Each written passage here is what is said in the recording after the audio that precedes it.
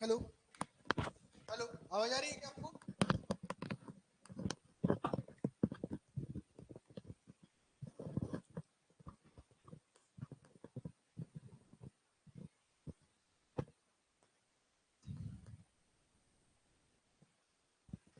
Okay ठीक है, एक ग्रुप में मैसेज डाल दो, क्लास स्टार्ट हो गई है कोई भी।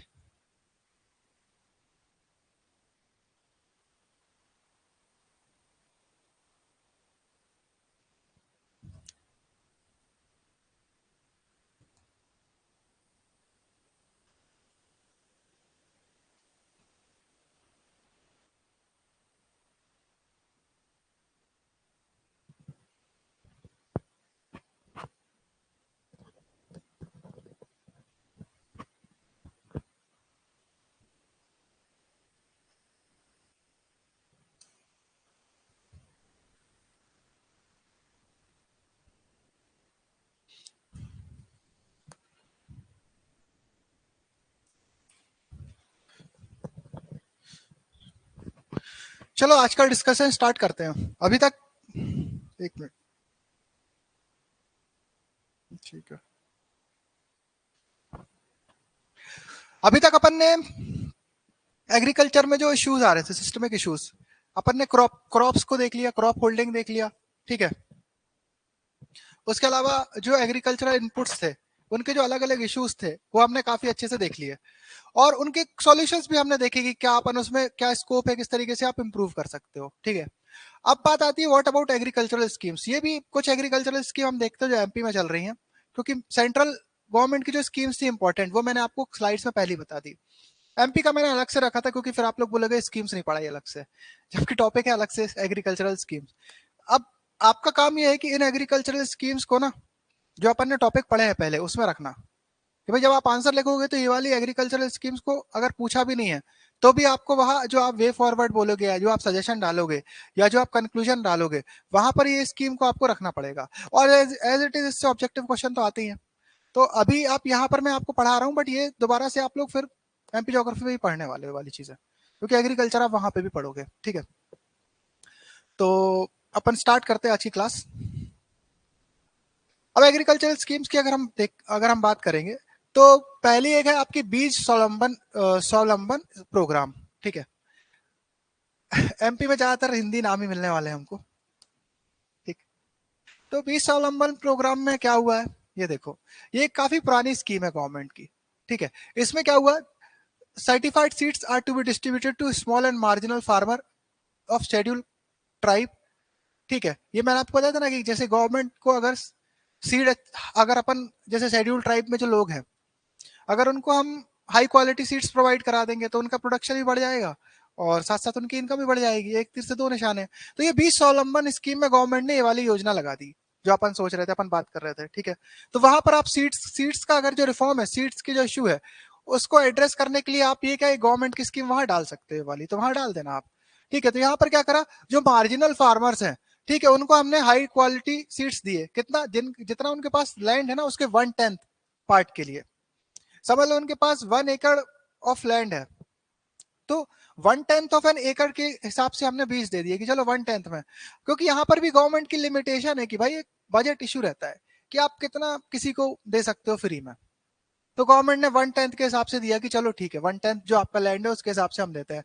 So the farmers so as the farmers have self dependency in high yielding seeds along with high production of crops so that their net profit will increase। तो ये था आपकी बीज स्वावलंबन प्रोग्राम, मुख्यमंत्री बीज स्वावलंबन योजना। अब ये फिर से एक आपकी 2023 में काफी पुरानी ये है आपकी योजना, और यहाँ भी अभी भी कंटिन्यू हो ही रही है। नहीं, ये आई थिंक ये काफी पुरानी है बीज स्वावलंबन प्रोग्राम तो। हाँ, और ये चल चल रही है आगे भी। हाँ, ठीक है। अब देखो इसके बारे में अब ज्यादा ज्यादा डीप में पढ़ना है तो फिर वो फैक्चुअल, इससे ज्यादा कुछ मुझे मिला भी नहीं और आपको लग रहा है तो फिर आप देख लेना। और ज्योग्राफी में इसको अमन सर करेंगे भी, थोड़ा और डिटेल में कवर करेंगे इसको, ठीक है। अब है अन्नपूर्णा सूरज धारा स्कीम। अन्नपूर्णा सूरज धारा स्कीम भी एक काफी पुरानी स्कीम थी, काफी पुरानी स्कीम है ये, ठीक। इसमें क्या हुआ, स्कीम्स लाइक सूरज धारा, अदला बदली, बीज Swavalamban and Beej production are merged into Annapurna Suraj Dhara scheme. ये जो 4-5 अलग अलग स्कीम चल रही थी, गवर्नमेंट ने इनको मर्ज करके एक सिंगल स्कीम बना दी, Annapurna Suraj Dhara scheme. This scheme was started in 1998. Okay, for the for ensuring the welfare of marginal small farmer as well as ST SC farmer. तो देखो यहाँ पर भी एक SC ST फार्मर्स के लिए और मार्जिनल और स्मॉल फार्मर्स के लिए हमने अन्नपूर्णा सूरज धारा स्कीम को स्टार्ट करा. इस स्कीम में क्या होता है? It is to encourage the production of pulses and oil seed crop. क्योंकि मैंने आपको क्या बताया था भाई, ग्रीन रेवोल्यूशन में हमारा फोकस था फूड ग्रेन्स पर. तो अब अगर ऑयल सीड्स और जो आपके क्रॉप ऑयल सीड्स और ये पल्सेस है, उनके प्रोडक्शन को अगर आपको बढ़ाना है, ओके, तो फिर गवर्नमेंट ने क्या करा, एक ये स्कीम लगाई, अन्नपूर्णा स्कीम. ठीक है, वहां पर हमने क्या करा, हमने लोगों को एनकरेज करा पल्सेस और ऑयल सीड्स को उगाने के लिए. तो हमने क्या करा, जो फार्मर्स है उनको सीड्स प्रोवाइड करे. ठीक है, सॉरी, ये 1 मिनट रुको. अन्नपूर्णा स्कीम में ये करा था अपन ने क्या, ऑयल सीड्स और पल्सेस के लिए. जो सूरज धारा स्कीम है, सूरज धारा स्कीम में अपन ने क्या करा था, सूरज धारा स्कीम में जो फोकस था वो कोर्स ग्रेन पर था. काय पर था? कोर्स ग्रेन पर. ठीक है, कोर्स ग्रेन पर. और इधर पर, तो इधर अपन ने क्या करा, कोर्स ग्रेन अंडर सूरज धारा स्कीम हमने क्या कहते हैं, कोर्स ग्रेन जैसे कि राइस, ज्वार, बाजरा, मेज, ये सब जो है वो हमने, ये राइस नहीं, वीट, वीट, ज्वार, बाजरा, मेज, इस टाइप के जो राबी सीजन के क्रॉप्स थे वो हमने सूरज धारा स्कीम में चला. इसको करेक्ट कर लेना यार, राइस नहीं आएगा. ठीक है,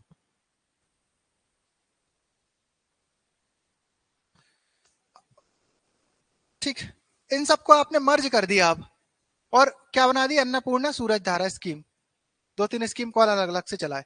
तो एक ये भी ऑयल सीड प्रोडक्शन के लिए, मतलब एमपी में एक अन्नपूर्णा स्कीम थी जो आपने एनकरेजमेंट था ऑयल सीड्स और पल्सेस के प्रोडक्शन के लिए. तो पल्सेस और ऑयल सीड जैसे सोयाबीन वगैरह की अगर आप बात करोगे तो यहाँ पर फिर उनको एक स्कीम चल रही है उसके लिए भी ऑलरेडी. ठीक है, अब आप ये तो खेत तालाब योजना, खेत तालाब योजना भी क्या है भाई, रेन वाटर हार्वेस्टिंग के लिए अपन ने एक स्टार्ट करी खेत तालाब योजना. ठीक है, रेन वाटर हार्वेस्टिंग वही आपका वाटर इरिगेशन से रिलेटेड अगर आप रिफॉर्म की बात करोगे तो वहां पर खेत तालाब योजना को आप डाल सकते हो. ठीक है, लॉन्च इन 2007 अंडर मनरेगा. अब मनरेगा के अंडर लॉन्च हुई है, मतलब क्या, जो आपको खेत तालाब से आपको समझ में आ रहा है ना कि अपने खेत में आप एक तालाब बना लो ताकि जब पानी गिरेगा तो आपका पानी स्टोर हो जाएगा. तो एक तो आप बरसात वाली फसल तो नॉर्मल पानी से ले लो आप, जो पानी रेन वाटर आ रहा है. अब जो तालाब में स्टोर हो गया तो विंटर सीजन में या समर सीजन में फिर आप ये वाला पानी यूज कर लो. तो वो जो आपको गड्ढे खुदवाने हैं, तो वहां पर मनरेगा के तहत फिर आपको मजदूर, मतलब गवर्नमेंट मजदूरी भी दिलवा देगी मजदूरों को कि आप खेत में तालाब, हाँ, जो अनस्किल्ड वर्क रहता है वो करवाते हैं अपन मनरेगा में, वही कुएं खुदवाने वगैरह. तो वहां से आपको मजदूरी मिल जाएंगे. ठीक है, ऑब्जेक्टिव क्या था, conservation of rain water. Farmers are required to construct a pond in the farm. अब इसमें आपको और अगर चीजें ऐड करनी है, ये अब लॉजिकल है, आप इसमें कुछ चाहो तो अपने हिसाब से भी लिख लोगे कि खेत तालाब योजना में एक्चुअली वो क्या रहा था. ठीक है, हमारे डिस्कशन के पॉइंट ऑफ व्यू से ये डिस्कशन मैं यहीं तक लिमिट कर रहा हूँ. अब क्या होगा कि इससे ज्यादा जो अगर आपको डिस्कशन चाहिए तो फिर ये तो आपको एज इट इज सोर्स में मिल ही जाएंगी यार चीजें. मतलब यहाँ पर मेरा काम ये है कि वही आपको एक नजरिया बस देने का काम है अभी तो मेनली, कि आप किस तरीके से अप्रोच रखनी है. डिटेल तो अभी एमपी ज्योग्राफी में आप पढ़ने वाले हो वैसे भी इन सबकी. बलराम ताली योजना, इसमें क्या है, इसमें to check the decreasing level of ground water to ensure the availability of surface and ground water for all agricultural development through irrigation. तो यहाँ पर भी आप क्या कर रहे हो, तालाब बना रहे हो, एक कम्युनिटी टाइप का आप ये पॉन्ड बना दिया आपने. ठीक है, जहां से आप क्या करोगे, जहां से काफी सारे लोगों को आपने देखा होगा अभी विलेजेस में बहुत सारी जगह कम्युनिटी पॉन्ड टाइप से बन रहे हैं. देखा है आपने कभी कि बहुत एक मैंने सरकार ने एक तालाब बनवा दिया. अब उस तालाब से क्या होगा, एक बड़ा सा तालाब बनवाया क्योंकि भाई फार्मर्स के पास इतना पैसा होता तो क्या बात थी. तो यहाँ पंचायत नहीं करती है, पंचायत अलग अलग जगह जैसे कुएं खुदवा दिए, तो पंचायत के हाथ में दिया आपने एक काम और एक कम्युनिटी पॉन्ड टाइप का बना दिया कि वहां से भाई काफी विलेजेस को पानी चला जाए. तो वो उस टाइप से क्यों, to check the decreasing level of ground water, क्योंकि अब यहाँ से जो पानी सीपेज होगा वो ग्राउंड वाटर में जाएगा, ग्राउंड में जाएगा और ग्राउंड वाटर के लेवल को रेस करेगा इस टाइप से, यहाँ पे अंदर से जो रेस के ग्राउंड में जाएगा. ठीक है, इसके अलावा इसको आप इरीगेशन में भी यूज कर सकते हो. तो नेट इरीगेशन एरिया भी बढ़ेगा आपका. तो this was the scheme of Balram ताल योजना. ओके, अब स्टेट कृषक कल्याण योजना, ये एक आपकी लेटेस्ट स्कीम हो गई। 22 सितंबर 2020 को हमारी ये स्टेट कृषक कल्याण योजना डिक्लेयर हुई थी। ठीक है, इसका ऑब्जेक्टिव क्या था? Annual economic assistance of ₹4,000 in two equal instalment to farmer. तो मतलब पीएम किसान योजना में सरकार कितने रुपए दे रही है? 6,000 रुपए पीएम किसान योजना में। और स्टेट कृषक कल्याण योजना में सरकार कितने रुपए दे रही है? 4,000 रुपए, ये स्टेट गवर्नमेंट दे रही है। तो टोटल 10,000 रुपए किसान को असिस्टेंस मिल रहा है साल का। 10,000 जैसे आप लोगों को लगेगा एक छोटा अमाउंट है, अगर लग रहा होगा, बट अगर आप एक फैमिली को देखो जो गरीब फैमिली है, उसके लिए तो 10,000 एक बहुत बड़ा अमाउंट है। मतलब समझ लो अगर किसी घर की मंथली इनकम है 10,000 रुपीज, साल भर में 1,20,000 कमाएगा। अब ऊपर से 10,000 सरकार ने दे दिए, तो आप ये देखो उसको 10% उसकी इनकम का, मंथली ईयरली इनकम का 10% सरकार ने दिया, तो ये 10% तो उसके लिए एक बहुत बड़ा फिगर है ना। तो yes, it is a Nobel scheme, यहाँ पर आप दे सकते हो। बट ठीक है, एक अलग मुद्दा है कि इसका इकोनॉमी पे क्या इफेक्ट पड़ेगा, वो सब छोड़ो। तो आपको क्या करा इसमें, आपने पैसे दिए किसानों को, ठीक है, फार्मिंग फैमिलीज को, कि आप सपोर्ट करना है। तो PM farmers who are beneficiaries of PM Kisan Samman Nidhi Yojana are eligible for this, automatic eligibility है। अब यहाँ पर आप ये देखो गवर्नमेंट ने पता क्या करा है, अभी जैसे आपको बिग डाटा एनालिटिक्स का अगर देखना है यूज गवर्नमेंट ने कहाँ करा है, बिग डाटा एनालिटिक्स का यूज गवर्नमेंट ने करा है जो बेनिफिशियरीज थे, जो मतलब जो इन एलिजिबल बेनिफिशियरीज थे किसान पीएम किसान सम्मान निधि में, उनको रूल आउट करने के लिए, गवर्नमेंट ने बिग डाटा एनालिटिक्स और एआई टेक्नोलॉजी का यूज करा है, पता है। अभी भी तो इससे आप ये देखना, आई थिंक निर्मला सीतारमन जी ने अभी ऑन रिकॉर्ड बोला था कि इस साल भी आई थिंक थाउजेंड्स में जो लैक्स में जो फैमिलीज हैं, जो फार्मर्स हैं, उनको आउट किया गया जो इन एलिजिबल थे और जो इसके तहत फायदा ले रहे थे। तो अब यहाँ आप ये देखो सिस्टम का, ई गवर्नेंस का यूज कितना ज्यादा हो रहा है यहाँ पर, या बिग डाटा एनालिटिक्स का यूज यहाँ पर गवर्नमेंट प्रैक्टिकली करके दिखाया कि भाई जो इन एलिजिबल लोग हैं उनको ये फायदा पहुंचाने का क्या मतलब, जो कुछ जो समर्थ जो क्या कहते हैं आप ये बोलोगे सक्षम फार्मिंग फैमिलीज हैं, जो सक्षम फार्मर्स हैं, जो इतने काबिल है कि उनको ये 10,000 रुपए की जरूरत नहीं है, तो उनको फिर क्या मतलब है पहुंचाने का, कि पता चला 50-50 एकड़ की जमीन है और उनको मिल रही है। तो आप ये मान के चलो, आई थिंक अब फिगर मैं एग्जैक्ट भूल गया हूं, मैंने लिखा था याद नहीं आ रहा है मेरे को, 2 करोड़, 1 करोड़, 2 करोड़ से ऊपर का फिगर है जो कि इन एलिजिबल थे बट उनको फायदा मिल रहा था। तो आप ये देखो गवर्नमेंट का कितना सारा पैसा बच जाएगा इससे टेक्नोलॉजी का यूज करके। तो जैसे ई टेक्नोलॉजी का आपको एक टॉपिक कभी कभार आ जाता है, e technology in aid of farmer. तो उसमें आप ये देखो यहाँ पर बिग डाटा एनालिटिक्स का और एआई का यूज करके अपन ने कितना सारा गवर्नमेंट का बिल बचा लिया है। ठीक है, अब ये वाले पॉइंट ना आप लोग लिख लो या कहीं मतलब नोट डाउन कर लिया करो। अभी आपको लगेगा कि ये, कुछ लोगों को लगेगा बहुत ज्यादा हो रहा है ये, बट एक्चुअली में जब आप एग्जाम को फेस करोगे ना, तो ये सारे पॉइंट आपके लिए बहुत सारी जगह, मल्टीपल जगह यूज करने के लिए हो जाते हैं ये, क्योंकि एग्जाम में आपको जरूरत पड़ जाती है कंटेंट की। ठीक है, तो आप लिखते रहा करो इन सब पॉइंट को जो मैं आपको ऑफ द टॉपिक आकर डिस्कस करता हूं। जैसे अब यहाँ पर भी मैंने आपको जो डिस्कस करा ये वाला, तो आप ई गवर्नेंस के बेनिफिट्स में लिख सकते हो। आपको जैसे कि गवर्नेंस का एक प्रॉपर टॉपिक ही है ई गवर्नेंस, तो उसके एक लाइव एग्जांपल्स आप लिखोगे तो इंप्रेशन अच्छा पड़ेगा, नंबर ज्यादा मिलेंगे कि लेटेस्ट में क्या हुआ है।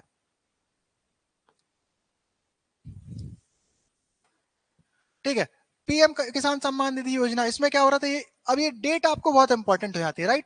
डेट आपसे पूछ लेते हैं किस डेट को लॉन्च हुई है, तो 24 फरवरी 2019, to provide financial assistance to small and marginal farmers, 6,000 रुपए 2 इंस्टॉलमेंट में। अब लोगों ने इसकी टाइमिंग पर काफी सवाल उठाए थे, आपको याद है मई में लोकसभा के इलेक्शन थे, उन 24 फरवरी को आपने स्टार्ट कर दी। ठीक है, मई में लोकसभा के इलेक्शन थे, तो गवर्नमेंट ने पता क्या करा, फरवरी में इसकी एडवांस में 2 इंस्टॉलमेंट दे दी किसानों को, 6-6 हजार रुपए दे दिए।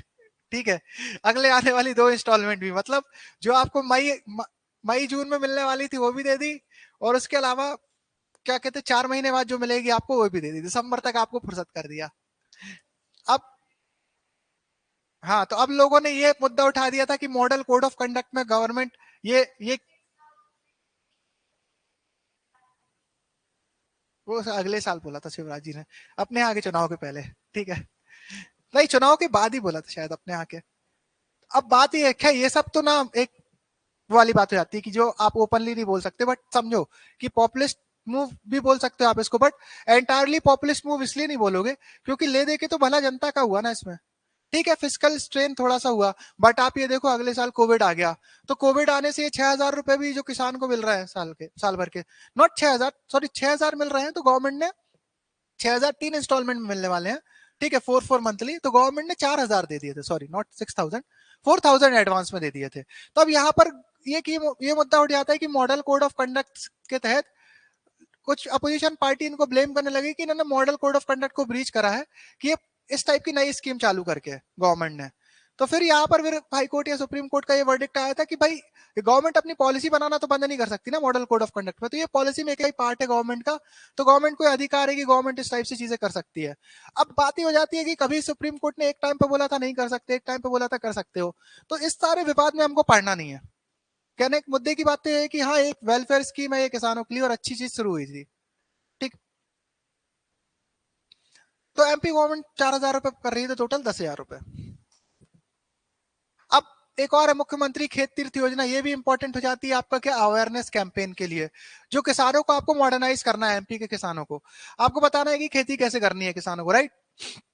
मॉडर्न फार्मिंग आप कैसे कर सकते हो, मॉडर्न फार्मिंग के फायदे क्या क्या है। अब दिक्कत ये हो जाती है कि जैसे समझ लो किसी मुझे अगर कोई नया बिजनेस नई तरीके से खेती स्टार्ट करनी है, या मुझे कोई एक ऐसी फसल बोनी है, समझ लो मैं देख के आ गया स्ट्रॉबेरी, नॉट स्ट्रॉबेरी, चलो मैं समझ मुझे आ गया कि मुझे शुगर केन लगाना है अपने खेत में। अब शुगर केन पहली बात तो मेरे खेत में होगा कि नहीं इस एरिया में, उसके क्या क्या न्यूएंसेस रहेंगे, किस तरीके से लगाया जा सकता है, एक तो एक डाउट रहता है। और दूसरा कि यार मुझे ये देखना है कि मैं किसान हूँ, मैं बरसों से गेहूं चावल ही लगा रहा हूँ, अब मुझे ये देखना है कि इसमें मैं और क्या इंप्रूवमेंट कर सकता हूँ। जो गवर्नमेंट की जो नई नई टेक्नोलॉजी, जो साइंस में नए नए एडवांसमेंट आ रहे हैं, उसको मैं कैसे यूज कर सकता हूँ, अब क्या कहाँ मुझे पता चलेगा। तो बहुत सारे डाउट आते हैं लोगों के मन में कि भाई आप कहाँ जाओगे, क्या करना है। अब तो जैसे मुख्यमंत्री खेत तीर्थ योजना है, यहाँ पे गवर्नमेंट ने क्या करा कि यहाँ पे गवर्नमेंट ने अब लोगों को विजिट करवाना स्टार्ट करा खेतों में, भाई जा जाके आप देखो बेस्ट प्रैक्टिसेस क्या हो रही हैं, ताकि आप इंप्लीमेंट कर पाओ अपने फार्म में, और जो लेटेस्ट टेक्नोलॉजी है उसका यूज करके फसल बढ़ा पाओ, अपनी इनकम बढ़ा पाओ, अच्छी अच्छी बातें हो, ठीक है। तो यहाँ पर ये 14 फरवरी 2014 को लॉन्च की गई मुख्यमंत्री खेत तीर्थ योजना। इसमें क्या था, Khet Tirth are the farm equipped with advance technology of farming, ठीक है। तो एडवांस टेक्नोलॉजी जितने भी, एडवांस टेक्नोलॉजी मतलब आपका वही कि पता चला हो सकता है यहाँ पर मैन्योर प्रोडक्शन प्लांट लगा हो, या फर्टिलाइजर प्रोडक्शन, जो not fertiliser, manure organic bio fertiliser production plant लगा दिया उन्होंने, ठीक है।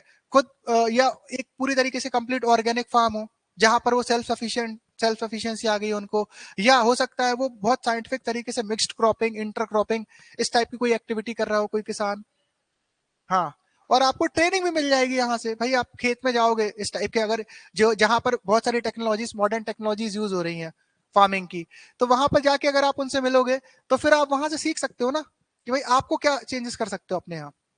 अभी क्या हो रहा है आप ये देखना, यूट्यूब यूट्यूब अगर आप चलाते हो, यूट्यूब में बहुत सारे लोग अपने जो फार्म में जो टेक्नोलॉजी यूज कर रहे हैं उसको प्रमोट भी कर रहे हैं। कितना अच्छा चीज है कि भाई मैं अगर कोई खेती नए तरीके से कर रहा हूँ और मुझे फायदा हो रहा है, तो लोग शेयर कर रहे हैं कि आप भी आगे करो।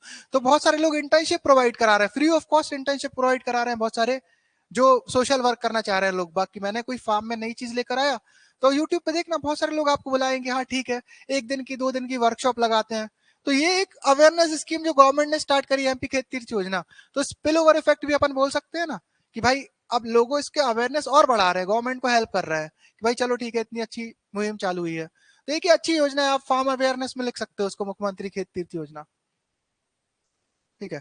अब फॉर्चुनेटली आपको इसका एनालिसिस नहीं पूछा जाता है कि भाई एनालाइज फार्म तीर्थ योजना का कोई इम्पैक्ट पड़ा है एमपी इकोनॉमी पे, एमपी एग्रीकल्चर में, इस टाइप से। तो फिर इसलिए अब इसका हम आगे डाइसेक्ट नहीं करते हैं और अपना डिस्कशन सिर्फ अच्छी अच्छी बातों तक ही रखते हैं कि हाँ भाई अच्छी अच्छी बातें हो रही हैं, ठीक है। बट ओवरऑल तो आपको समझ में आ ही जाएगा कि जो इश्यूज इंडियन इकोनॉमी को प्लेग कर रहे हैं वो तो बने ही हुए हैं काफी हद तक। तो फिर अगर आप चैलेंजेस आएगा तो वो जनरलाइज पॉइंट जो हमने अपन ने देखे, जो चैलेंजेस ऑफ एग्रीकल्चर है, एमपी एग्रीकल्चर, जो जनरलाइज पॉइंट अभी तक हमने डिस्कस करे वो आप लिख देना अगर कहीं भी कोई इस टाइप से क्वेश्चन आता है तो, राइट। अच्छा, ये आपको लग रहा होगा कि जैसे अगर किसी को लग रहा हो कि ये पूरा मेन सेंट्रिक डिस्कशन चल रहा है, तो फिर आप इस तरीके से मत देखो इसको, क्योंकि जैसे इकोनॉमी है, इकोनॉमी एमपी इकोनॉमी होगी, अब मेन सेंट्रिक में बात ही हो जाती है ना कि एक तो पहली बात ये ऑब्जेक्टिव का वेटेज यहाँ से एमपी इकोनॉमी के पर्सपेक्टिव से इन टॉपिक्स में ऑब्जेक्टिव का वेटेज काफी कम है, और एक दो और क्वेश्चन ही आ जाता है यहाँ से उठा के, ठीक है। ज्यादातर मेंस में ज्यादा क्वेश्चन आते हैं, तो इसलिए इसलिए फिर ये डिस्कशन मेंस की तरफ थोड़ा ज्यादा जा रहा है। और इसके अलावा ये वाला जो पार्ट है और डिटेल में जो बची चीजें रह जाती है, ऑब्जेक्टिव के भी क्वेश्चन निकलेंगे यहाँ से, और जो थोड़े बहुत रह जाएंगे वो आपका जो एमपी में एग्रीकल्चर ज्योग्राफी में जो आप एग्रीकल्चर पढ़ोगे उससे निकल जाएंगे। तो ओवरऑल कवर आपको होलिस्टिकली हो रहा है चीजों का, ठीक है। ऑब्जेक्टिव क्या था? To make farmer aware about the modified modern farming system. The farmers under the scheme visit the selected farms, ठीक है। एक इसमें टॉपिक आ जाता है किसान विकास केंद्र, ये भी पढ़ाता हूँ। Research centre universities using advance technology to observe the techniques and their application. तो जैसे किसान विज्ञान केंद्र का नाम सुना आपने? किसान विज्ञान केंद्र, कृषि विज्ञान केंद्र, है ना, पढ़ाता हूँ अभी आगे। तो वो भी एक टाइप से गवर्नमेंट का इनिशिएटिव है ना, कि वहां पर नई नई टेक्नोलॉजी का यूज करके वो सिखाते हैं आपको, जैसे यहाँ पर भी, कि कैसे आपको काम करना है। हाँ हाँ, शहरों में है यूजुअली, गाँव में नहीं है विज्ञान केंद्र, कृषि विज्ञान केंद्र अभी बड़ी बड़ी जगह जगह अभी पे है, ठीक है। तो यहाँ पर वो सिखाते हैं कि आप यहाँ पर जाओ, कि भाई कैसे आपको वो करना है, क्या क्या इनपुट आप दे सकते हो, ठीक है। और एक तो ये विज्ञान केंद्र हो गया, और एक और क्या चल रहा है ट्रेनिंग के लिए, क्या चालू करा है अभी गवर्नमेंट ने फार्मर्स की ट्रेनिंग के लिए, और एक तो कृषि विज्ञान केंद्र है, और आई थिंक कृषि विज्ञान केंद्र ही है ना, और भी कुछ है क्या? आई थिंक एक ही कृषि विज्ञान केंद्र ही है। वही ओवरऑल अभी देखते हैं, चलो ठीक है। एक और अब हॉर्टिकल्चर में ये वाला टॉपिक आप डाल सकते हो, मोबाइल वेटेनरी सर्विस वाला। नॉट हॉर्टिकल्चर, एनिमल हस्बेंड्री पढ़ेंगे हम आगे चल के भी, एनिमल हस्बेंड्री भी 2 दिन बाद। तो launched on 30 April 2018 in 10 district. क्या? Mobile veterinary services. Mobile veterinary services से आप क्या समझते हो? हम्म, हम्म, हाँ, मतलब वेटेनरी सर्विसेज मतलब कि जो आपके जो पशु पशु रहेंगे, पशुओं के लिए अगर कोई दिक्कत आ रही है तो वो फिर आपको डॉक्टर्स आपके पास आके उसका इलाज करेंगे। क्योंकि एनिमल हस्बेंड्री में, अभी मैं आपको आगे पढ़ाऊंगा, सबसे बड़ी दिक्कत ये है कि जो पशु है आपके, जो फार्म एनिमल्स है, वो डिसीज उनको बहुत जल्दी पकड़ रहा है अभी। तो डिसीज के कारण ना आपकी प्रोडक्टिविटी बहुत कम हो रही है, डेथ तक, जैसे ब्रूसिलोसिस, फुट फुटबॉर्न डिसीज, इस टाइप से आपने नाम सुने होंगे ये कैटल डिसीजेस के। तो ये सबको क्योर करने के लिए भाई आप एक नोबल स्कीम चालू की गई, कि ताकि डॉक्टर उन तक पहुंच सके। तो मोबाइल वेटेनरी सर्विसेज है, इसको आप याद रखना, आगे इसका सिग्निफिकेंस आपको समझ में आएगा एनिमल हस्बेंड्री में, ठीक है। Launch on 30 April 2018 in 10 district, extended to whole MP from 15 August 2018। ये डेट आप लिख लो, क्योंकि डेट ही ज्यादातर पूछते हैं आप लोगों से, या मतलब आपको मिल जाएगा स्लाइड, तो जैसा भी आपको ठीक लगे, लिखना हो तो लिख लो, अदरवाइज। ऑब्जेक्टिव क्या था? To provide door step veterinary services at everywhere in the state. तो देखो इस टाइप की आपकी एम्बुलेंस जाती है, जहां पर वो आपको ट्रीट करेंगे, आपके पशुओं को ट्रीट करेंगे वो, एनी फार्म एनिमल्स को, हाँ, ठीक है, ओके। हाँ, ऑब्वियस सी बात है, फोन नंबर होगा। अब ये आपकी भुवंतर भुगतान योजना, I think previous year question आया इससे, ऑब्जेक्टिव में क्वेश्चन आया आपका भुवंतर भुगतान योजना पे, ठीक है। It was launch from Sagar district in October 2017, 2017 में, ठीक है। और एक क्वेश्चन भी आ गया आपको लास्ट ईयर। तो what was the objective of this scheme? अच्छा ये बताओ, अभी तक क्लियर है ना सब, है ना? आप बताओ, कोई दिक्कत तो नहीं आप लोगों को भी? कौन कौन है ऑनलाइन? तनु, प्रेम, आनंद, ठीक है, आगे बढ़ते जाए ना, ठीक स्पीड से चल रहा है, ज्यादा तेज तेज तो नहीं लग रहा है आप लोगों को? ठीक है।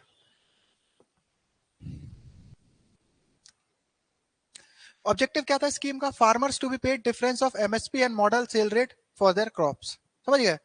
और इसी के बेसिस पे आपको याद है पीएम आशा स्कीम का भी ये बेसिस बनी थी आगे चल के, भुवंतर भुगतान योजना एक मॉडल स्कीम थी, first of its kind in entire India. तो फिर आगे चल के ये पीएम आशा जो स्कीम आई थी, उसको फिर इसी के मॉडल पे अपन ने लाने की कोशिश करी थी गवर्नमेंट में, उसका जो प्राइस डेफिशिएंसी सिस्टम था ना, कि भाई एमएसपी और जो मार्केट रेट के बीच का डिफरेंस है वो अपन दे देंगे, तो वो यहाँ से लेकर आई थी गवर्नमेंट, ये भुवंतर भुगतान योजना से। ठीक है, तो इसीलिए ये क्वेश्चन भी आ गया, देखो इंपॉर्टेंट है तो। ओके, है ना।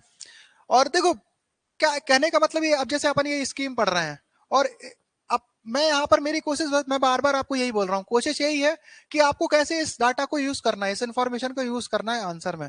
तो आप बस ये समझते जाना अभी, ठीक है। इसके लिए अब आप लोग तैयार होते जाओ कि आपको आगे किस तरीके से बढ़ना है। और फिर रही बात डाटा की, जैसे ये डाटा है, अब क्या होगा, आगे चल के भी स्कीम आएंगी, ठीक है। अब जैसे कोई भी स्कीम आगे चल के आ रही है, या कोई भी रिफॉर्म आगे चल के आ रहा है, तब आपको अपनी स्लाइड्स अपडेट करनी पड़ेंगी। अब आपको ये पता रहेगा एक्चुअली कि अब नई स्कीम पढ़ रहे हो, उसको डालना कहाँ है। कि भाई कोई भी स्कीम आ रही है, आप ये याद रखना, जैसे कोई भी स्कीम है, जैसे भुवंतर भुगतान योजना ही है, आपको स्कीम पढ़ने का एक तरीका बताता हूँ। क्या ये सब चीजें थोड़ा टाइम कंज्यूमिंग है जो मैं आपको बता रहा हूँ, बट एक बार अगर आप समझ गए, थोड़ा टाइम कंज्यूमिंग है बहुत, it required a lot lot of hard work, ये मैं मानता हूँ, आपकी तरफ से एक्शन रिक्वायर करती हैं सब चीजें। बट एक बार अगर आपने ये फॉलो करोगे ना, तो फिर चीजें आगे की बहुत ईजी हो जाती हैं। जैसे भुवंतन भुगतान योजना, कोई भी स्कीम है, वो चालू क्यों की जा रही है, उसके पीछे कोई रीजन तो होगा, कोई तो ऐसा है नहीं जबरदस्ती चालू कर देगा। तो वो रीजन क्या है, वो समझो आप। तो रीजन कहाँ से आएगा, जो हम प्रीवियस टॉपिक पढ़ चुके हैं उन्हीं में से रीजन आएगा। अगर एग्रीकल्चर में कोई स्कीम आ रही है, जो प्रीवियस जो इश्यूज है उन पे ही आ रही है, कोई अलग से तो नया इश्यू आया नहीं है। तो उन इश्यूज को आप समझने की कोशिश करो। तो ये स्कीम पढ़ी, आप दोबारा थ्योरी पे जाओ इसकी, स्कीम पढ़ने से पहले कि भाई इशू क्या रहा होगा, उस इशू में इस स्कीम को घुसाने की कोशिश करो आप।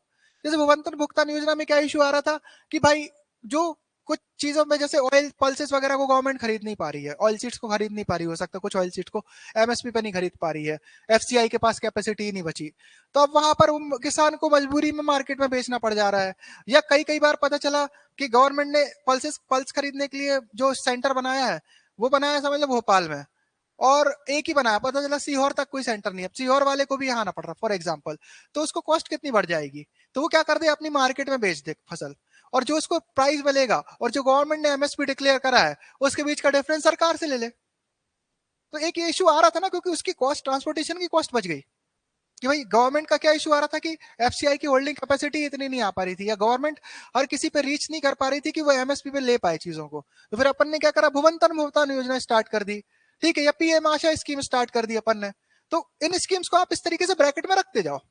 हर स्कीम आप देखना, जो मैंने आपको प्रीवियस टॉपिक्स पढ़ा है ना, हर स्कीम उस ब्रैकेट में आने वाली है, जो भी आप देखोगे, ठीक है।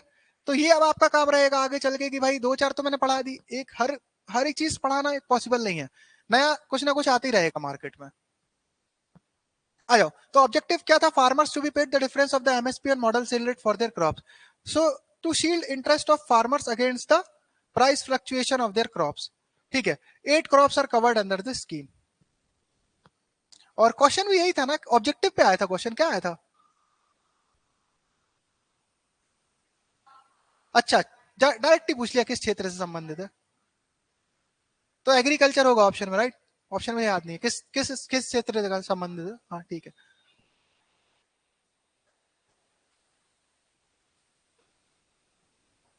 नहीं यार, ठीक है, मतलब इससे क्वेश्चन है आपको यहाँ।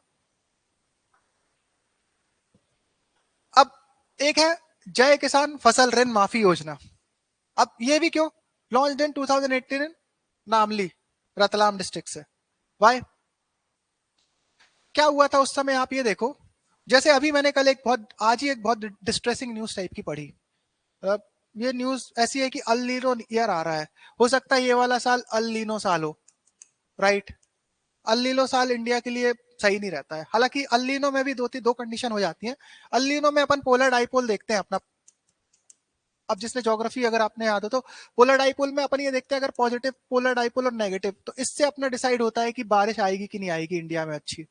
बट ओवरऑल तो अल नीनो ईयर, ओवरऑल क्या होता है, जो अगर आप बेसिक ट्रेंड देखोगे, यूजुअली अल नीनो के कारण ड्रॉट पड़ता है, सूखा पड़ता है, बारिश कम होती है, सूखे की कंडीशन होती है। तो ड्रॉट के कारण आप सोचो फसल, तो आप अगर पानी कम बसेगा, तो लगभग लगभग एमपी में इतना अच्छा इरिगेशन होने के बाद भी, क्रॉपिंग इंटेंसिटी इतनी होने के बाद भी, 50% एरिया ही नेट इरिगेटेड एरिया है। तो बाकी जो 50% है वो तो डिपेंडेंट है किस पे, बारिश पे। और ओवरऑल इरिगेशन के लिए भी आप पानी कहाँ से लाओगे अगर बारिश बारिश ही नहीं हुई तो अगर इस टाइप का कोई ईयर आ रहा है अल्लीनो ईयर, अमेरिकन जो वेदर डिपार्टमेंट है उसने बोला कि 50% चांसेस है अभी एट प्रेजेंट कि अल नीनो ईयर हो सकता है ये। इसका मतलब क्या है, इस बार सूखा पड़ सकता है। अब अगर सूखा पड़ेगा तो वही दिक्कत है। हाँ, अभी 100% इसलिए नहीं है क्योंकि इंडिया पे अल नीनो तभी अफेक्ट डालेगा जब उसका पोलर डाइपोल अपने को पता होगा किस किस डायरेक्शन में जा रहा है पोलर डाइपोल, ठीक है, पॉजिटिव में जा रहा है कि नेगेटिव में जा रहा है, उसके हिसाब से फिर इंडिया में कैसी बारिश होने वाली है। बट ओवरऑल तो आप मान के चलो El Nino is not a good news for our farmers. ऐसे ही ये हो रहा था कि उस टाइम पर भी अल नीनो ईयर्स थे, तो क्या हुआ, किसान को भाई कर्जा तो लेना ही पड़ता है, अपने स्मॉल मार्जिनल फार्मर्स है, नेक्स्ट उसके लिए तो कर्जा लेना ही पड़ता है नेक्स्ट सीजन के लिए, इतनी फसल आ नहीं पाती है कि इनपुट वो खरीद पाए।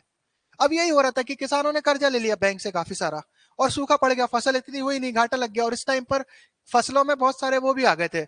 एक तो क्लाइमेट चेंज का भी बहुत भारी भरकम असर पड़ा था इस टाइम पे, एक तो सूखा पड़ गया आपका पता चला, और दूसरी दिक्कत ये आ गई कि पेस्ट वगैरह लग गए, तो ओवरऑल दिक्कत हुई फार्मर्स को। तो फिर गवर्नमेंट ने इस प्रॉब्लम को सॉल्व करने के लिए क्या, जय किसान फिर ऋण माफी योजना की, भाई चलो ठीक है कि आपको दिक्कत आ रही है तो आपको, वो था ना क्या बोलते हैं उसको, लोन वेवियर। लोन वेवियर अभी उस समय इसलिए बहुत हॉट टॉपिक हो गया था। इवन 2017, ये 2016-17 की बातें हैं ये सब। जैसे मुआवजा, लोन वेवियर अलग होता है, मुआवजा अलग होता है। लोन वेवियर मतलब होता है ऋण माफी, लोन वेवियर मतलब ऋण माफी, मुआवजा मतलब सब्सिडी टाइप के दे देना आपको, एक वो कंपनसेशन, मुआवजा कंपनसेशन टाइप का देना। तो ये वाला तो भाई उस समय बहुत हॉट टॉपिक रहा था ये, जब ये स्कीम लॉन्च हुई थी। जैसे उत्तर प्रदेश सरकार ने बोल दिया था कि लोन वेवियर कर देंगे, जब उस समय 2017 के आसपास ये नई सरकार बनने वाली थी यूपी में, मतलब इलेक्शन थे, तो वही पुरानी सरकार इस टाइप के वादे कर देती, नई सरकार कर देती, बहुत जगह ये चल रहा था। तो फिर एमपी गवर्नमेंट को भी ये पॉपुलिस्ट मेजर अपनाना पड़ा था, पंजाब ने भी कर दिया था, ठीक है।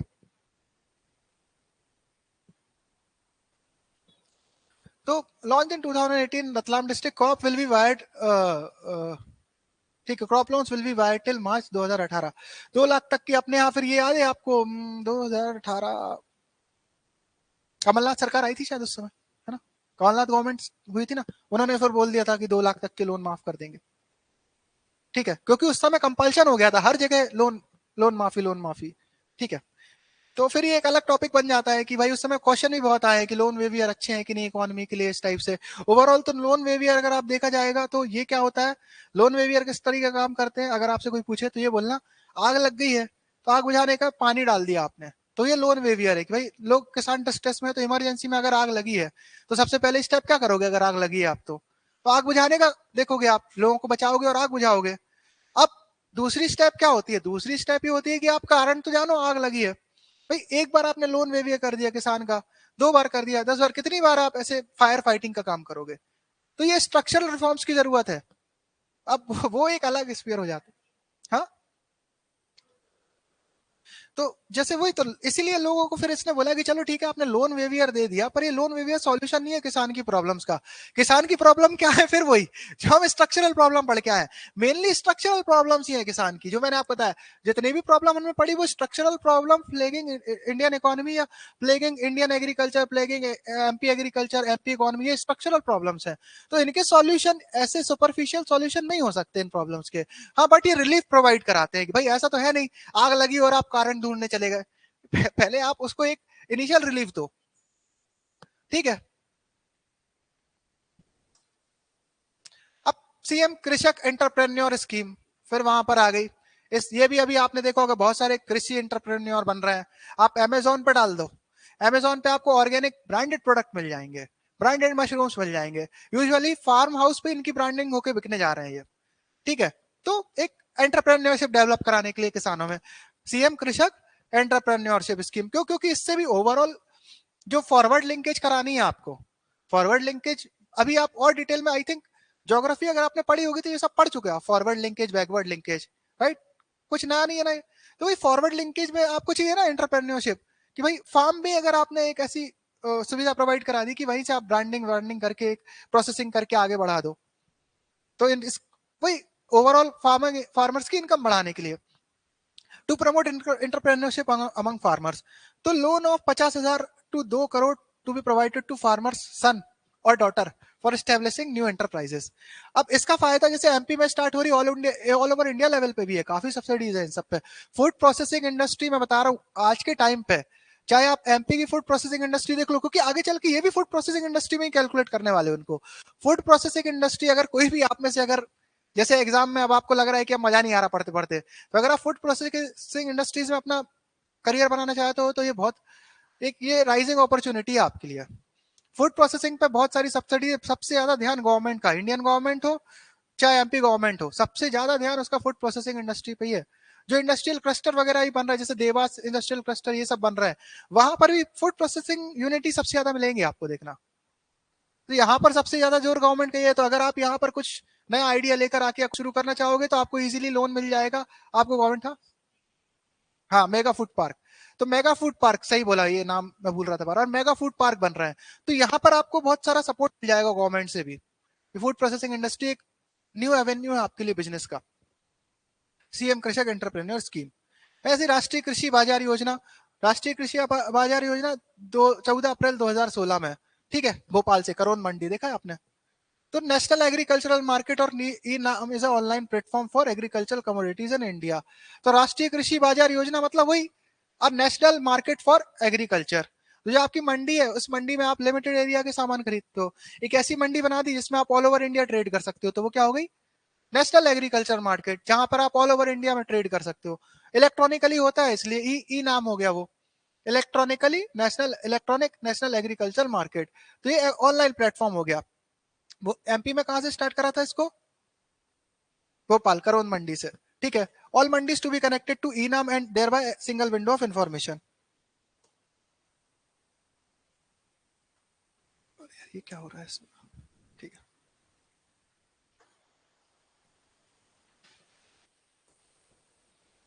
अब एक और चीज ये है, इसको आप डाल सकते हो वेयर हाउसिंग, या वेयर हाउसिंग भी नहीं, इसको आप डाल सकते हो स्टोरेज प्रॉब्लम। स्टोरेज में भी ऐसे एक वेयर हाउसिंग है, बट वेयर हाउसिंग भी आपकी स्टोरेज दिक्कत को सॉल्व नहीं करेगा। वेयर हाउस तो आप बनाओ, बट जो स्टील सीलियोज है, क्या है, आप जैसे गेहूं खरीद रहे हैं, चावल खरीद रहे हैं, जो अनाज खरीद रहे हो, वो क्या होता है, बोरे में भर भर के आता है, और बारिश में पानी लगता है, सीढ़न लगती है, कुछ भी लगता है, चूहे खा जाते हैं, बहुत बर्बाद होता है। उसके लिए आप क्या करो, इसका एक सॉल्यूशन ये है कि आप बड़ी बड़ी स्टील की टंकियों में रखो उसको, उसमें आप भरा जाएगा तो लंबे समय तक स्टोर रहेगा और खराब नहीं होगा। जैसे आपके घर में भी आपने देखा होगा, यूजुअली आपके घर में, बहुत सारे लोगों के घर में एक बार में आपने देखा होगा, जैसी गेहूं आती है फसल, तो हम इकट्ठा गेहूं खरीद के घर में रख लेते हैं, होता है, गेहूं को धो के सुखा के हम अभी रख लेंगे। गर्मियों में घर वालों की एक सबसे बड़ा काम यही होता है, ठीक है, कि गेहूं सुखा के अनाज सुखाना, सबसे ज्यादा बिजी इसमें रहते हैं। लोगे आप लोग चाय, चाय लोगे, दे दो। तो ठीक है, तो अब यहाँ पर घर में क्या कर रहे हैं हम, भाई घर में आपने देखा होगा सुखा के क्या कोई बोरे में भर के रख लेता है, किसी घर में ऐसा नहीं होता होगा कि आपने अनाज सुखाया और बोरे में भर के रख लिया, क्योंकि फिर सेंस ही क्या निकला आपका। हम क्या करते हैं, आपने देखा होगा, टंकी में भर के रखते हैं यूजुअली, स्टील की टंकियों में, राइट। हाँ नीम डाल दिया, अलग अलग कुछ वो नेपथलीन बॉल्स वगैरह डाल दी, ताकि उसमें पेस्ट ना लग पाए, लंबे समय के स्टोर करने के लिए, साल भर चलता है हमारा। अब देखो शहरों में जो लोग रह रहे हैं ना, उनको ये सब चीजें नहीं पता होगी, जो जैसे जो कोई भोपाल या इंदौर में ही पला बड़ा है, क्योंकि यहाँ पर यूजुअली घरों में इतनी जगह ही नहीं है कि आप इतनी चीजें स्टोर कर पाओ। आजकल का ट्रेंड क्या है, आपने कितने जो आजकल का ट्रेंड फ्लैट का है, कितने फ्लैट में आप लोगों ने देखा होगा कि स्टोर रूम वगैरह भी है। हाँ, क्योंकि स्टोर यहाँ पर क्या है भाई, फ्लैट में जैसे स्टोर रूम है ही नहीं, आप कहाँ रखोगे, मॉडर्न टाइप का मॉड्यूलर टाइप का किचन दे दिया है, अब मॉड्यूलर किचन में आप कहाँ रखने वाले हो चीजें। तो अब धीरे धीरे ट्रेंड चेंज हो रहा है, बट हमारे यहाँ पहले से ही करते थे लोग बाग, आप देखो अभी भी जो छोटे एरियाज हैं, जैसे मेरे यहाँ भी साल भर का एक बार में स्टोर करके रख लेते हैं, ठीक है। तो ये अब आपको अगर बड़े लेवल पे करना है तो आपको इसको स्टील सीलियो प्रोजेक्ट बोलते हो, कि क्यों ना अब अपन गवर्नमेंट भी ऐसा करे कुछ, की ताकि अनाज बर्बाद ना हो पाए। फिर एमपी में भी ये स्टील सीलियो प्रोजेक्ट स्टार्ट करा, कि ऐसा करते हैं अपन कि बड़े बड़े कंटेनर में रख के रखते हैं। अब इसमें अगर ट्रांसपोर्टेशन में भी यही होता है, बोरे में भर भर के ट्रक्स में जा रहा है, तो ट्रांसपोर्ट में भी बहुत लॉस होता है इसका, ट्रांसपोर्टेशन में। तो एक मुहिम ये भी चलाना चाह रही है गवर्नमेंट, कि ऐसे ट्रक बनाए जाए जो स्टील के कंटेनर हो ट्रक में, कि बोरे की जगह, हाँ, जैसे ऑयल पेट्रोलियम टाइप के उसमें टैंकर में भर के जा रहा है, ऐसे ही ये अनाज और बोरे में भर के जाया जाए। बट उसमें इंफ्रास्ट्रक्चर कॉस्ट कितनी लग जाएगी, आप ये बताओ, बोरे के प्रोडक्शन में और इसमें प्रोडक्शन में कितनी ज्यादा कॉस्ट आने वाली है। बट ये आगे एवेन्यू है ना रिफॉर्म के लिए, कि अगर आपको पब्लिक वो आपको एफसीआई के रिफॉर्म में अगर अगर आप बात करोगे, या पब्लिक डिस्ट्रीब्यूशन सिस्टम, ये पब्लिक डिस्ट्रीब्यूशन सिस्टम जो आपका टॉपिक है, उसके रिफॉर्म में आप ये डाल सकते हो, ये वाली चीज है। पढ़ा इसलिए अभी दी है क्योंकि इकट्ठी पढ़ रहे हैं, योजना जितनी मुझे मिली सब पढ़ लो एक बार में।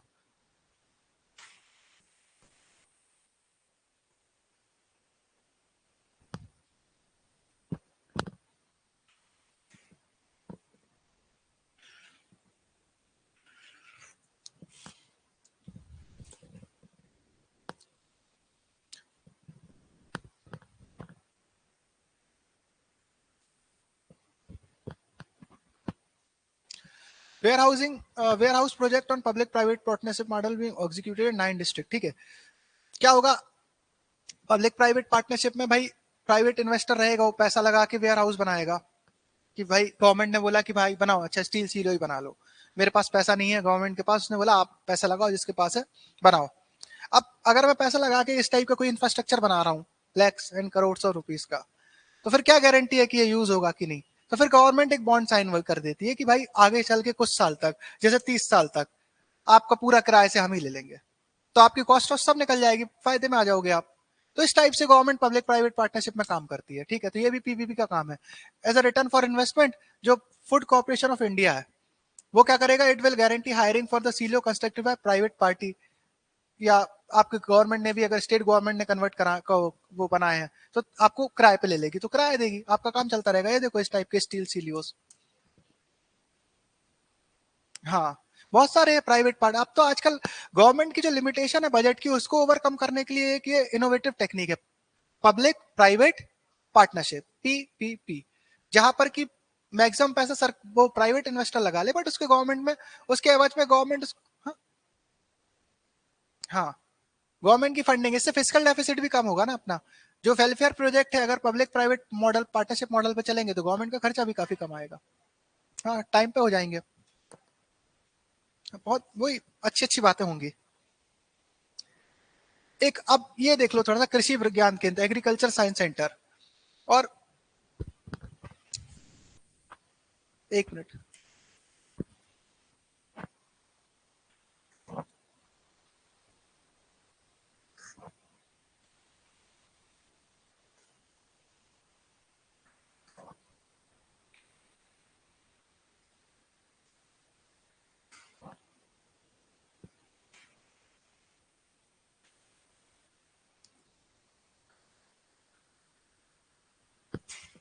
देखो agriculture science centre, they are set up with the help of ICAR, Indian Council of Agriculture Research, एक ऑर्गेनाइजेशन है, अपनी गवर्नमेंट ऑर्गेनाइजेशन है आईसीएआर, जो कि एग्रीकल्चर में जो भी इनोवेशन रिसर्च, जो गवर्नमेंट की आर्म है रिसर्च और इनोवेशन की एग्रीकल्चर के फील्ड में, वो क्या है, इंडिया की आईसीएआर। ठीक है, तो Kisan Vigyan Kendra are to be set up in each district, district level पे, तो there are 20 Kisan Vigyan Kendra have already been set up. Objective क्या है, to run various agriculture development program and make farmers aware about improved farm method to increase productivity and yield. यहाँ आओ, आप कोई दिक्कत आ रही है इनसे बात करो, ये आपको सॉल्यूशन देंगे कि आप किस तरीके से काम कर सकते हो, कितना पानी डालना, क्या करना, जो भी टेक्निकल इश्यूज है उसको एड्रेस करने के लिए किसान विज्ञान केंद्र। क्योंकि ले दे के ना बहुत वही वाली बात आती है कि आपने अवेयरनेस भी दे दी किसान को। ठीक है, बहुत बार आपने देखा होगा दूरदर्शन, अगर आप देखो तो इंडिया लेवल पे तो डीडी किसान एक अलग ही चैनल चलता है, वहां पर भी ये क्या करते हैं, ये सारी स्कीम का एक जगह रिले ही करते रहते हैं इन्फॉर्मेशन की, भाई अगर आप कहीं जा नहीं पा रहे हो तो डीडी किसान लगा के बैठ जाओ, तो वहां आपके डाउट क्लियर कर देंगे वो। कृषि वाणी, हाँ शायद रेडियो का है ना ये तो। हाँ, तो ये ऐसी चीजें हैं कि भाई ओवरऑल अगर आपको सपोर्ट करना है फार्मर को, बट एक लिमिट तक ही आप वाया टीवी या वाया रेडियो उनको एड्रेस कर सकते हो, कहीं तो आपको फिजिकल एक मीटिंग पॉइंट बनाना पड़ेगा जहां आके आप उनकी समस्या सॉल्व कर सको। तो ये किसान विज्ञान केंद्र, ओके, कृषि विज्ञान केंद्र। हाँ, हम्म, ठीक है। अब इससे ज्यादा कुछ है नहीं इसमें, इस टाइप के रहते हैं, आपको हर जगह मिल जाएंगे कृषि विज्ञान केंद्र, काफी हेल्पफुल होते हैं, आप उनके पास जाओ बात करो, they will help you, training provide कराएंगे प्रॉपर आपको। ठीक है, अगर आपको कुछ इनोवेटिव आइडियाज आ रहे हैं, आप चाह रहे हो कि किस तरीके से इम्प्लीमेंट किए जाए अपने फार्म में, तो फिर अच्छा खासा सपोर्ट प्रोवाइड कराते हैं, इनके कॉन्टेक्ट्स भी बहुत रहते हैं डिस्ट्रिक्ट में, ये आपको प्रॉपर गाइड कर देते हैं कि किस तरीके से आपको आगे बढ़ना है। तो आजकल का तो ये ट्रेंड है, I think even Dainik Bhaskar भी अगर आप पढ़ते हो तो उसमें बहुत बार कॉलम आते हैं ना कि ये किसान ने एक नए तरीके से स्ट्रॉबेरी उगा दी, अश्वगंध उगा दी, या नए तरीके से कुछ भी एक फसल उगा दी, मेडिसिनल अलग अलग टाइप के मेडिसिनल प्लांट की फार्मिंग कर ली, फ्लावर्स की फार्मिंग कर ली, और वो इससे इतना फायदा कमा रहे हैं। तो ये न्यूज इसलिए बताई जा रही है आपको बार बार, ताकि स्कोप है और लोग इसमें आगे बढ़े।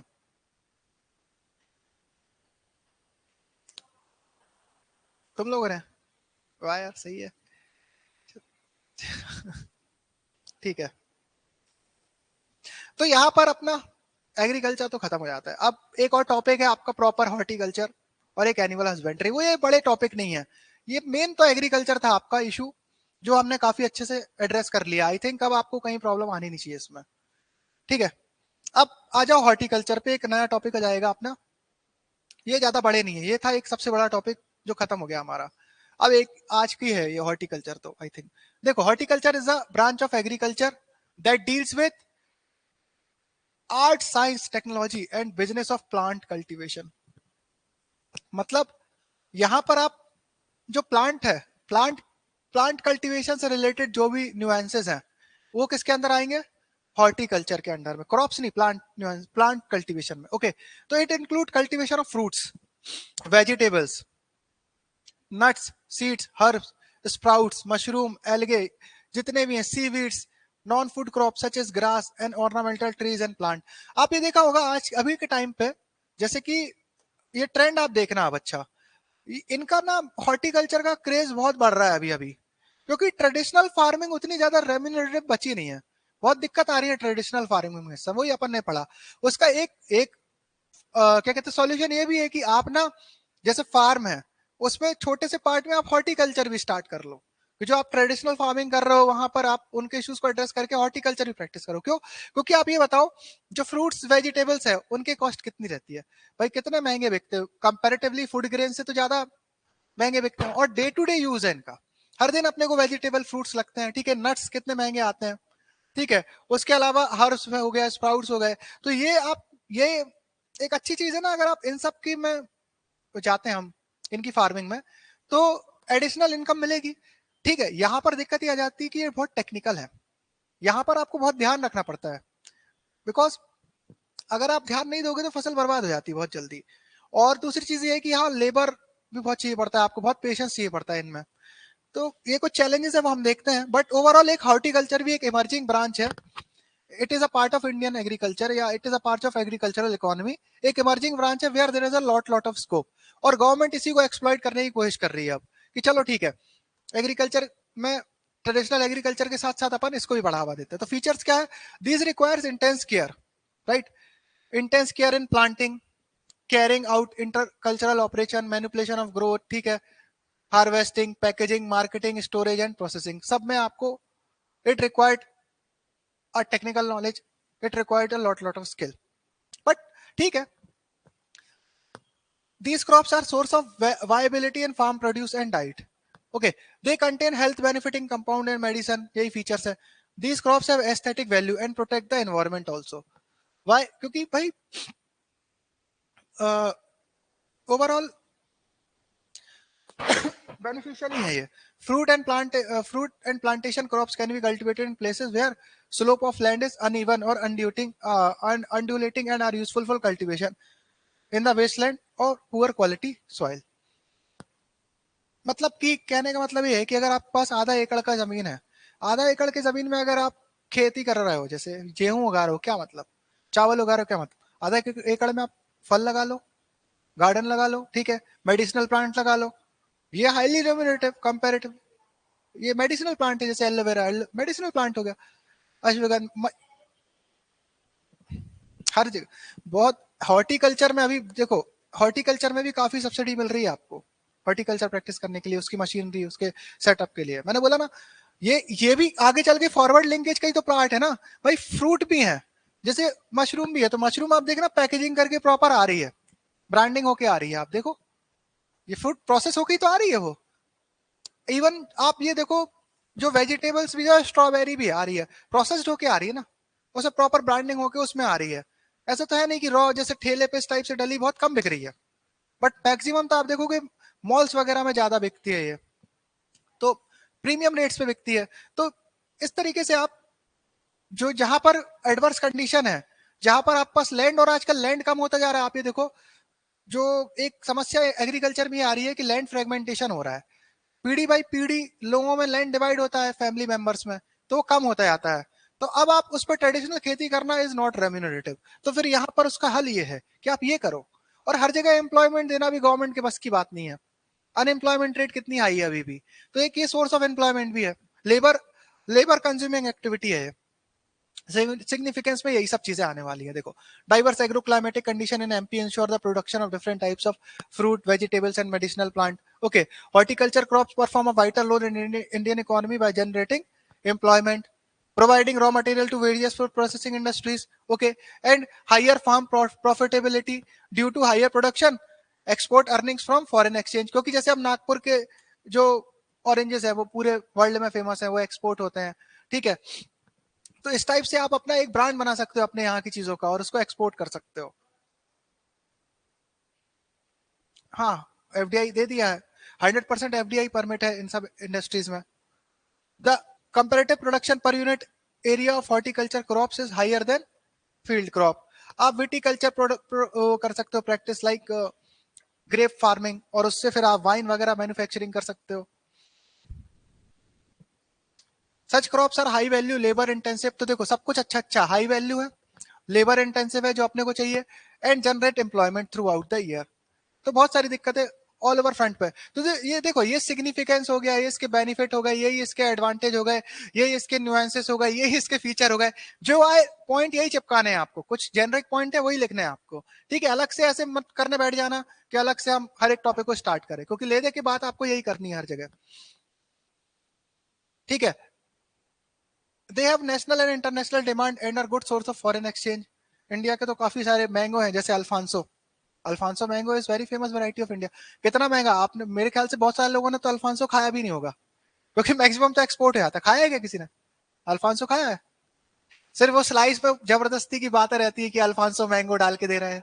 हाँ, मैं वही बोल रहा हूँ, बहुत अगर वो रह भी रहा होगा तो उसमें वो क्या कहते हैं एडिटिव और वो शुगर उगर कितनी मिली है कि क्या समझ में आएगा आपको अल्फांसो। ठीक है। मेरी एक दोस्त है, उसके फार्म है अल्फांसो के, बट मैं भी नहीं खा पाया हूँ, क्योंकि जब जब वो लेकर आई है तब तक मैं अवेलेबल ही नहीं रहा हूँ। अनफॉर्चुनेटली, बट है, डिमांड है। It is imperative to cater the economy estimated demand of 650 million metric ton of fruits and vegetable by the year 2050। इतनी ज्यादा डिमांड होने वाली है, तो ये डिमांड कब पूरी होगी? जब इसका प्रोडक्शन बढ़ेगा। तो हर फील्ड में आपको जरूरत है इसकी। नाउ, चैलेंजेस क्या है इसके? चैलेंजेस देखो, faces high post harvest loss, क्योंकि बहुत केयर करनी पड़ती है आपको उसको तोड़ने में। faces high post harvest loss and gaps in post harvest management due to less limited input bye machinery और इक्विपमेंट। बहुत ज्यादा लेबर डिपेंडेंट है।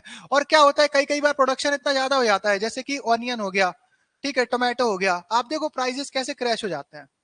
एक ये भी दिक्कत है, प्राइस वॉलेटिलिटी की भी दिक्कत है। ज्यादा फसल बढ़ गई तो बस खत्म प्राइस। तो एक ये दिक्कत भी आ जाती है कई कई बार इनमें। ठीक है, और ये उस तो और सप्लाई चेन भी नहीं है इंफ्रास्ट्रक्चर, जैसे cold storage, well concern transport network, क्योंकि ये बहुत जल्दी खराब होती है फसल। जैसे सब्जी अब्जियां कितनी जल्दी फ्रूट व्रूट खराब हो जाते हैं। अब अगर कोल्ड स्टोरेज होगा तो आप वहां स्टोर करके रख दो। तो अभी पता चला बम्पर क्रॉप आ गई है तो कोल्ड स्टोरेज में डाल दो, जब एक सीजन ऐसा आएगा जब कमी हो जाएगी तो आप बेच दो। तो ये सब कोल्ड स्टोरेज की बहुत बड़ी प्रॉब्लम है। दूसरी, पोस्ट हार्वेस्ट लॉस, यही हो गया आपका। प्राइस फ्लक्चुएशन, वॉलेटिलिटी की दिक्कत है। ठीक है, difficulty in setting up due to higher input cost. एक बार की इनपुट कॉस्ट तो ज्यादा है। In limited availability of market intelligence mainly for export. Okay, अभी भी बहुत सारे लोग को भी मैं कह रहा हूँ स्टार्ट करेंगे, बट पता नहीं एक्सपोर्ट कैसे करना है। ना तो प्रॉपर इंफ्रास्ट्रक्चर डेवलप है, ना ही हमको पता है कि किस तरीके से एक्सपोर्ट किया जाता है।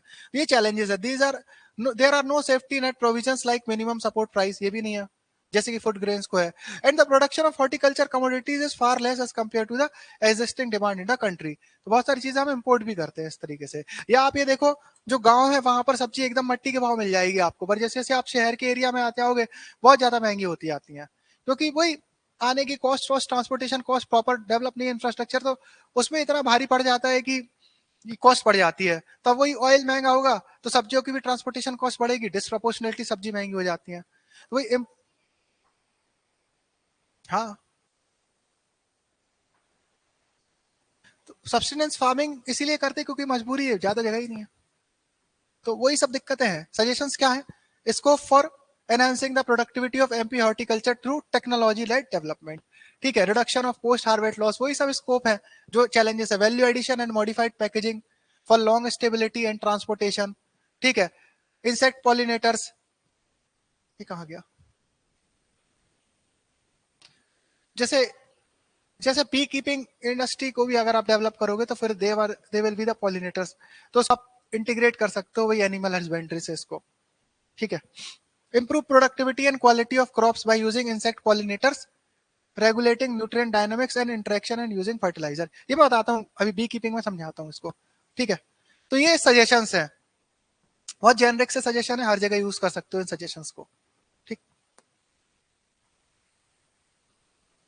Development of varieties for cultivation in non-traditional areas and variety tolerant resistant to various biotic and abiotic stresses. वही मतलब यहाँ पर रिसर्च एंड डेवलपमेंट की जरूरत है, ताकि आप यहाँ पर भी हाइब्रिड वैरायटी के सीड्स वगैरह दोगे प्लांट के लिए, तो फिर वो इस टाइप के रहेंगे कि वो पेस्ट अटैक वगैरह झेल सके। ठीक है, bio energy and solid waste utilisation to make more efficient eco friendly. क्यों? क्योंकि भाई कचरा तो बहुत सारा निकलता है, उसी से अगर आप अपने फार्म में बायोगैस प्लांट लगा लोगे, या बायोगैस प्लांट जैसे अभी चल रहा है, जैसे अभी कितने सारे गवर्नमेंट प्रमोट कर रही है बायोगैस प्लांट के, तो ये भी एक इसी इसी को बढ़ावा देगा आगे चल के आपकी हॉर्टिकल्चर एक्टिविटी को, क्योंकि बायोगैस तो निकलेगी ना बहुत सारा, है ना। चारा बन के भी कितना खाएंगे, उसके बाद जो बचेगा आप क्या करोगे, उसे गैस बना लो। Emphasis on resource allocation infrastructure development, वही जेनरिक बात है, R&D पे आप खर्चा करो ताकि ज्यादा से ज्यादा आप इस तरीके की टेक्नोलॉजी बना सको जिससे कि पोस्ट हार्वेस्ट लॉस कम हो जाए। ठीक है, इंफ्रास्ट्रक्चर पे ध्यान दो, कोल्ड स्टोरेज आप हर जगह बना सको, ऐसे प्रोडक्ट पे ध्यान दो जिनकी शेल्फ लाइफ ज्यादा हो, मतलब जो लंबे समय तक खराब ना हो। ठीक है, technological upgradation and better policy framework, ये आपके सजेशंस हैं। ठीक है, तो उसके लिए फिर गवर्नमेंट ने क्या करा, mission for integrated development of horticulture start किया। ठीक है, आई थिंक टाइम हो गया इसको, अब आगे कल कल कंटिन्यू करते हैं हॉर्टिकल्चर को मंडे को, और फिर कल मंडे को ही अपन कोशिश करेंगे एनिमल हस्बेंड्री खत्म हो जाए, तो हमारा एक ये बहुत बड़ा टॉपिक खत्म हो जाएगा। आप ये मान के चलो करीब करीब 50% सिलेबस खत्म हो जाएगा आपका एमपी इकोनॉमी का, क्योंकि मेजर पार्ट यही है। ठीक है, फिर क्या कहते हैं आपका मैन्युफैक्चरिंग सेक्टर, एनिमल हस्बेंड्री के बाद मैन्युफैक्चरिंग सेक्टर स्टार्ट करेंगे, फिर सर्विस सेक्टर, ये तीन तो पढ़नी है अपने को। ठीक है, तो मंडे को मिलते हैं। ओके,